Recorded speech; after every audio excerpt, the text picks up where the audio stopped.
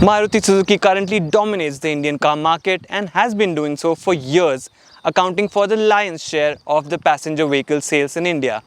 But if you break it down into segments and look a little closer, you'll notice that same dominance isn't reflected when it comes to SUVs. Although the Brezza has been doing very well since its arrival and also with the new one that just came out, the S-Cross was by Maruti standards okay in terms of sales performance, but nothing to write home about. Well, Maruti Suzuki is finally getting very serious about the mid-size SUV segment, and they're doing so in partnership with Toyota, and to that effect, they've introduced the Grand Vitara. Now, the Grand Vitara takes the fight to the likes of the Kia Seltos, the Hyundai Creta, as well as the Skoda Kushaq, Volkswagen Taigun, and the MG Astor. And we've driven all variants of the Grand Vitara, including the manuals and the automatics, the hybrids, and the all-wheel drive. And we'll tell you everything about them in this video. But before we proceed further, do remember to subscribe to the channel and click on the bell icon so that you get notified every time new content goes up on Auto Today.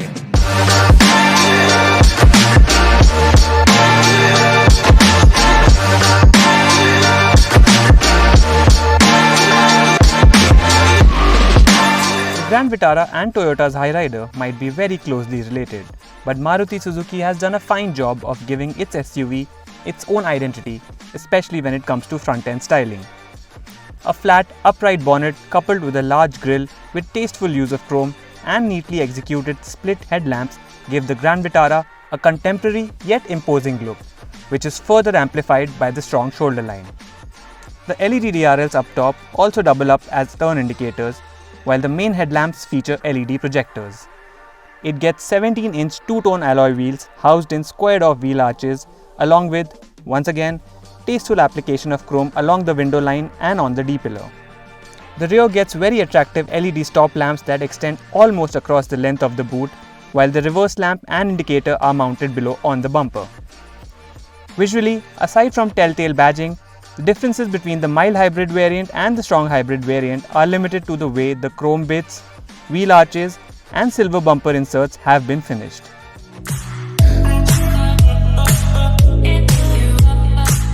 Similarities between the Grand Vitara and the Toyota Urban Cruiser Hyryder are way more apparent once you step inside, with essentially the same dashboard layout, the same screen, steering wheel, and digital instrument cluster. We're sitting in the strong hybrid variant of the Grand Vitara, and you get a fully digital instrument cluster in this case. If you opt for the mild hybrid variant, the 1.5 litre 4-cylinder petrol, then you get a slightly different instrument cluster, not slightly, actually entirely different instrument cluster with two analog dials with a smaller MID in the middle. Aside from that, this variant also gets wireless phone charging and ventilated front seats. Both these features are missing from the 1.5 litre smart hybrid variant of the Grand Vitara, even in the top end trims, by the way. The steering wheel is the same in both cases, and it's also very similar to what we've seen in the Brezza and even the Swift, which is slightly odd in my opinion, because this is their flagship car. This is an expensive model, maybe a slightly different looking steering wheel, something that sets it apart from cars that cost less than 10 lakhs should have been opted for. But there's nothing wrong with the steering wheel as such. It's got all the controls that you need. Between the strong hybrid and the mild hybrid variant, the steering operated controls, the button layout is also slightly different, because in this case on the left side you get controls for the instrument cluster, the digital instrument cluster. That's not the case in the smart hybrid, the 1.5 litre mild hybrid variant of the Vitara Brezza. But the controls, the buttons that are there for all of the functionalities of the car are the same. You get your cruise control functions, you get volume adjust, you get mute button, and you get buttons to receive or reject phone calls. The touchscreen is a 9-inch unit, same as the one we've seen in the Brezza and the Baleno. Same layout, everything is almost exactly the same. Underneath that your AC vents, and just below that is your automatic climate control. And you also get 360-degree camera view in case of the Grand Vitara, which is a very handy feature. Coming to the seats themselves are very comfortable. I like the seat scope, the seat back, and the bolstering on either side. It holds you in place really well, and like I said, it has seat ventilation, but the seat ventilation, although it's effective, it's very noisy.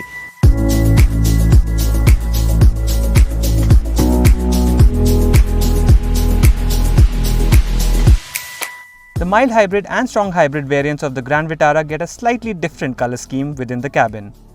While the mild hybrid variant gets a black-brown color theme, as you can see on your screen right now, the strong hybrid variants get an all-black treatment with contrast stitching and 4 wood or copper color inserts. Also, the head-up display is another feature restricted to the strong hybrid variant only. Our only complaint here is the quality of plastics within the cabin, which could have been better keeping the price of the car in mind. Let's talk about the space in the rear seat of the Grand Vitara first. This seat is adjusted to my driving position and my height is 5'8" for reference, and as you can see, based on that, I have plenty of knee room. I have loads of leg room as well. There is space under the front seat for me to stretch my legs out. Headroom is decent for average sized individuals such as myself, but if you're 6 foot or more, then your head might be a little too close to the roofline of the Grand Vitara. The seat squab is also decent. Under thigh support is ample. The recline angle, it can be adjusted, again is very comfortable. Adding to the comfort is this rear center armrest with cup holders. You also get AC vents. You get a USB Type A charging port and a Type C charging port. And this panoramic sunroof just creates this really nice airy feeling within the cabin, which is a very positive addition. And another thing to note here is, which is a point in favor of the Grand Vitara, is the fact that not only do all 3 occupants get adjustable headrests, the center occupant also gets a 3-point seat belt, which is a very good safety feature. This is a mild hybrid variant of the Grand Vitara, and as you can see, you get a flat loading space, a well-shaped boot, and 60-40 split seats as well. And the spare tire is located neatly underneath this tray. Now, when it comes to the hybrid variant, things are a little different. First off, because of the battery pack for the hybrid powertrain, you have to compromise slightly on boot space, so you get this raised surface, and there's this tray to at least give you a flatter surface to load your stuff into, but you can always remove this in case you want to maximize it even further. And the other key difference when it comes to the hybrid variant is the spare wheel is positioned under here, so getting it out will be more of a task compared to the regular mild hybrid variant of the Vitara.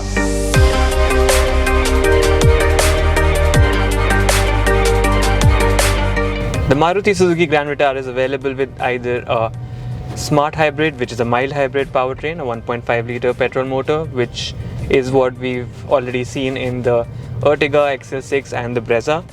And there's a strong hybrid powertrain, which is a 1.5 litre 3-cylinder petrol paired with an electric motor and a battery pack.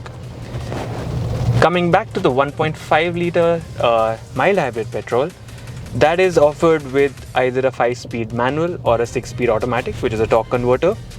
And if you opt for the 5-speed manual, then you can also get all-wheel drive as part of the package, which is a segment first because there's nothing else in the segment that offers all-wheel drive capability. Maruti had us testing off-road capabilities of the Grand Vitara at a specially curated track, and we'll get to that in just a bit. On-road performance of the 1.5 litre mild hybrid petrol engine, it's as expected. It's not exactly very exciting, but for most users, for most buyers, driving in the city, even out on the highway, if you're driving in a relaxed manner, taking it easy, it does the job really well. There's not much to complain about. Our pick between the manual and the automatic would be the automatic. Besides the convenience that the automatic transmission offers, it's also better in the sense that when you're cruising out on the highway, when you're doing say about 100 kmph, the engine is more relaxed because of the 6 gears that are available to it in case of the automatic. The manual is a 5-speed box, so when you're doing about 100 kmph in 5th gear, the engine is sitting at about 3000 rpm, and that makes it a little noisy as well. So it's for us, it's the 6-speed automatic that just adds to the convenience and is the slightly better performer overall in our opinion.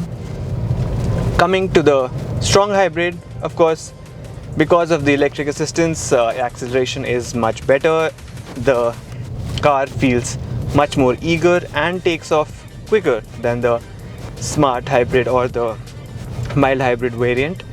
And again, it's a strong hybrid, so What it brings to the table are lower running costs because it's highly efficient, way more than a petrol engine would be.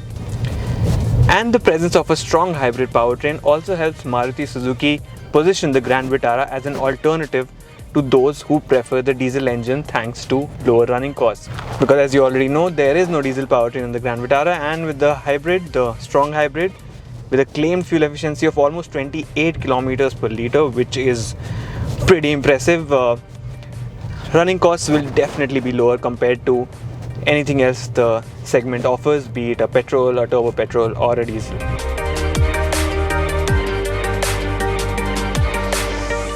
In case of the strong hybrid variant of the Grand Vitara, you get multiple driving modes. There's eco mode, there is a normal default mode, and there is a power mode, which is basically like a sport mode. And as the name suggests, it alters behavior exactly the way you'd expect. It in fact even adds some weight to the steering. In case of power mode, the steering becomes a tad heavier to give you that sporty feel. Performance obviously in sport mode is the strongest. Eco mode is the best for fuel efficiency, and the regular mode is like a middle ground between the two. In terms of the driving experience, the ride and handling of the Grand Vitara, the suspension is set up slightly on the stiffer side, so at lower speeds, bumps and potholes, imperfections, they're all felt within the cabin. But as the speeds rise, the ride quality also improves drastically, and the Grand Vitara has this very European quality to its ride and handling even, because like I said, it's slightly stiffer at very low speeds, but at high speeds it's very sporty. Stability is also very good, and you can take corners with a lot of confidence. You can carry more speed than you would otherwise be able to in certain other rivals of the car. The steering is nicely weighted, although I do feel that it is a little lazy coming back to the center when after you're done taking a turn, but it's something that as an owner you'll get used to very quickly. So all in all, the Grand Vitara is actually a really fun car to drive.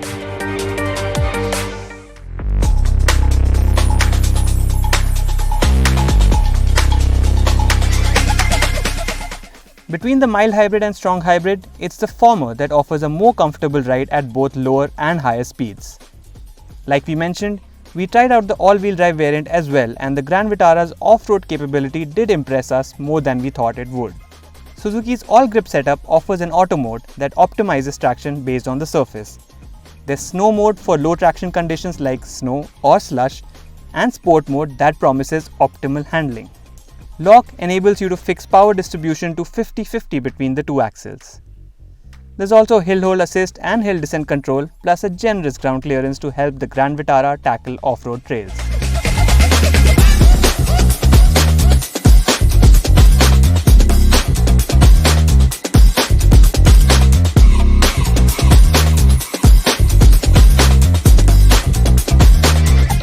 The Grand Vitara has plenty going for it, including contemporary looks, long list of features, impressive handling, fuel-efficient engine options including a strong hybrid powertrain that is certainly one of its biggest USPs.